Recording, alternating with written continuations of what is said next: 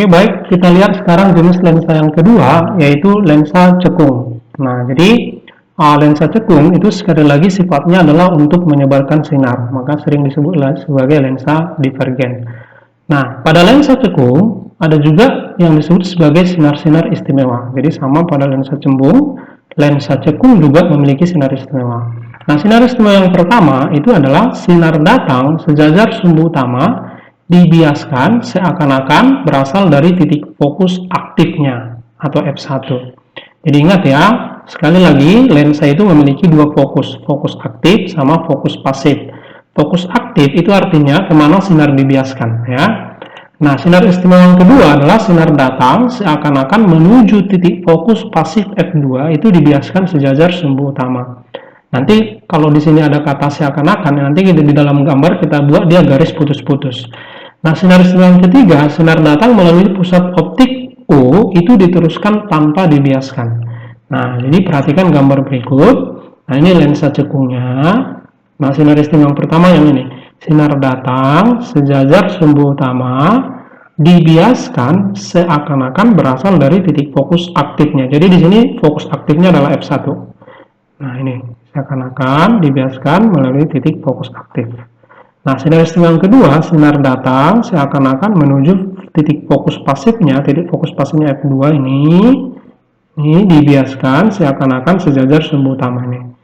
Oke, sinar istimewa yang ketiga, sinar datang melalui pusat lensa atau pusat optik lensa itu tidak dibiaskan, tetapi diteruskan. Nah, jadi sinar istimewa yang ketiga ini sama untuk lensa cekung sama lensa cembung. Nah, sekarang coba kita gambarkan bagaimana cara membentuk bayangannya. Nah, jadi sekali lagi untuk membentuk bayangan pada lensa cukup gambarkan minimal dua sinar istimewa. Nah, perpotongan sinar bias dari sinar istimewa tersebut itu adalah menjadi bayangannya. Oke, coba kita gambarkan. Ini sumbu utama, ini lensa cekungnya. Nah, ini F2, ini 2F2. Jadi di gambar ini fokus aktifnya kita misalkan indeksnya F2. Ini bisa kita ganti-ganti ya. Jadi di sini fokus aktifnya adalah F2. Nah, ini fokus pasifnya F1. Nah, coba misalnya bendanya kita letakkan di antara F2 dan 2F2. Jadi bendanya di sini. Maka nanti kalau kita gambarkan tadi sinar istimewa, sinar datang sejajar sumbu utama seakan-akan dibiaskan melalui titik fokus aktifnya. Di sini titik fokus aktifnya adalah F2. Jadi kalau kita gambarkan kira-kira seperti ini. Jadi dibiaskan seakan-akan melalui F2. Nah, sinar datang seakan-akan melalui titik fokus pasifnya. Di sini fokus pasifnya adalah F1. Ini kalau kita perpanjang, ini seakan-akan berasal dari fokus pasif F1 dibiaskan sejajar sumbu utama yang ini. Oke, sinar istimewa yang ketiga, sinar datang melalui titik pusat lensa itu diteruskan. Jadi kalau kita perhatikan di mana letak perpotongan sinar biasnya. Nah, di sini. Karena ini tadi kan sinar bias yang sinar istimewa yang pertama. Yang ini sinar bias istimewa yang ketiga. Kalau sinar istimewa yang kedua itu tidak berpotongan. Jadi yang kita ambil yang ini. Maka bayangannya ini. Maka dari sini dapat kita simpulkan sifat bayangannya apa? Karena benda sama bayangan berada di pihak yang sama, yaitu di depan, maka sifatnya itu kita sebut sebagai maya.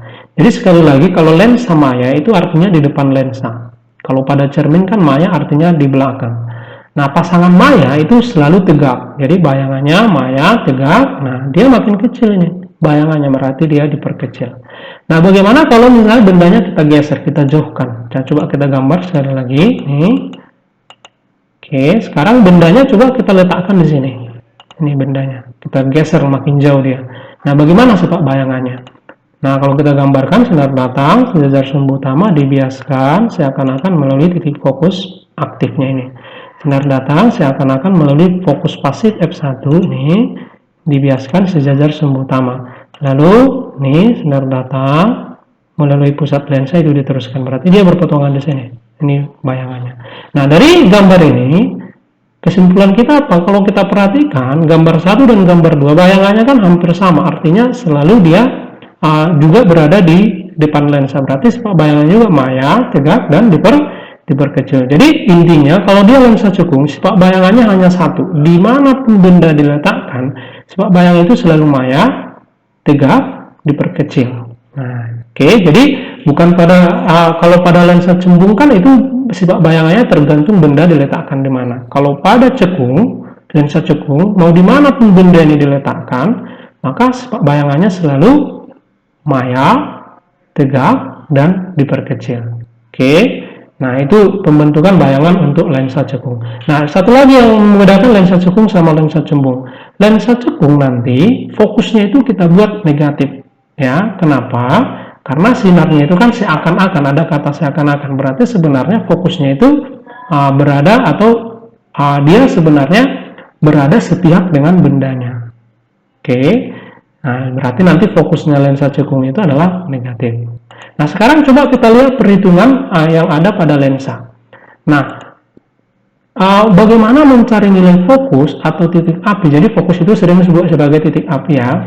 Kalau misalnya dikasih tahu jari-jari, nah ini juga yang membedakan antara cermin sama lensa. Nah, kalau pada cermin, kalau dikasih tahu jari-jari, maka fokusnya itu kan langsung setengah dari jari-jari. Tetapi pada lensa itu tidak boleh lagi. Artinya apa? Kalau pada lensa, fokus itu tidak sama dengan setengah dari jari-jarinya. Jadi bagaimana cara mencari fokusnya kalau dikasih tahu jari-jari? Nah, coba perhatikan gambar berikut. Misalnya ini ada lensa cembung. N lensa maksudnya indeks bias lensa ini, N medium itu maksudnya di mana lensa ini diletakkan. Jadi lensa itu fokusnya akan dipengaruhi oleh mediumnya. Jadi kalau misalnya ada lensa di udara sama di air itu pasti beda nilai fokusnya. Kenapa? Karena mediumnya sudah berbeda. Jadi kalau kita hubungkan ke jari-jari, maka nilai fokus itu rumusnya seperti ini. 1/F sama dengan indeks bias lensa dibagi indeks bias medium kurang 1 dikali 1/R1 tambah 1/R2. Oke, ini rumusnya. Jadi R1 itu yang permukaan yang ini. R1 itu permukaan yang ini, R2 itu permukaan yang ini.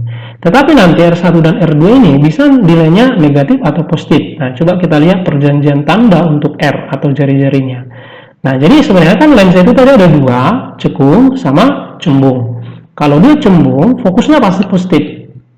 Oke, tapi jari-jarinya belum tentu positif. Nah, tergantung nanti jenis lensanya. Begitu juga kalau dia lensa cekung. Lensa cekung fokusnya udah pasti negatif, tapi jari-jarinya belum tentu negatif. Jadi untuk memahami itu coba perhatikan gambar berikut ini. Ini misalnya kita sebut sebagai lensa cembung. Tapi permukaan cembungnya kan ada dua, 1, 2. Maka ini sering disebut sebagai biconvex. Maka R1-nya positif, R2-nya juga positif. Lalu kalau misalnya seperti ini satu permukaannya cembung sama satu cekung. Jadi ini sering disebut sebagai lensa konkav konveks. Jadi R1-nya negatif, R2-nya positif. Lalu misalnya ada satu lagi nih, satu permukaannya datar, satu cembung. Ini namanya plan konveks. Plan artinya datar. Ini kalau plan datar, berapa jari-jari kalau dia misalnya datar? Itu bisa kita anggap tak hingga. Nah ini permukaan cembungnya R2-nya positif. Oke. Nah begitu juga kalau dia misalnya cekung. Cekung juga ada 3 jenisnya. Ada namanya bikonkav. Jadi dua permukaan cekung. Ini permukaan cekung pertama, ini kedua. Jadi R1, R2-nya bernilai negatif. Kemudian kalau misalnya dia konveks konkav. Jadi ini permukaan satunya cembung, permukaan yang lain adalah cekung. Berarti R1-nya positif, R2-nya adalah negatif. Lalu ada satu lagi yang terakhir, datar cekung atau plan konkav. Plan artinya datar, konkav cekung, berarti cekung datar. Jari-jarinya satu ini permukaan datar, berarti jari-jarinya R1-nya adalah tak hingga, R2-nya adalah negatif. Jadi nanti harus hati-hati meletakkan R1 dan R2 ini. Oke, kalau dia misalnya biconvex, berarti R1 dan R2-nya langsung masukkan positif ke sini. Oke ya. Nah, kemudian bagaimana hubungan fokus dengan S dan S aksen? S itu jarak benda, S aksen jarak bayangan. Sama ketika kita belajar di cermin, jadi rumusnya adalah 1/F sama dengan 1/S tambah 1/S aksen. Kalau kita cari dari sini S aksennya, maka S aksen itu adalah S kali F dibagi S kurang F. Lalu yang terakhir adalah perbesaran bayangan. Sama ketika di lensa dan cermin ya. S aksen per S sama dengan, ini terbalik ya, ini harusnya H aksen per H. Jadi nanti coba catat ini H aksen per H, ini terbalik. Bukan H per H aksen, tapi H aksen per H. Nah, kalau S aksennya ini kita ganti dengan ini, ke sini, kan S-nya habis. Berarti tinggal F dibagi dengan S kurang F. Nah, M-nya ini nanti kamu buat positif kalau bayangan nyata, negatif kalau dia bayangan maya. Nah, ini kan kalau di cermin kita buat ini kan minus S aksen per S. Maka kalau dia positif itu bayangan maya, kalau dia negatif itu bayangan nyata. Jadi di sini kita buat aja positif. Jadi positif nyata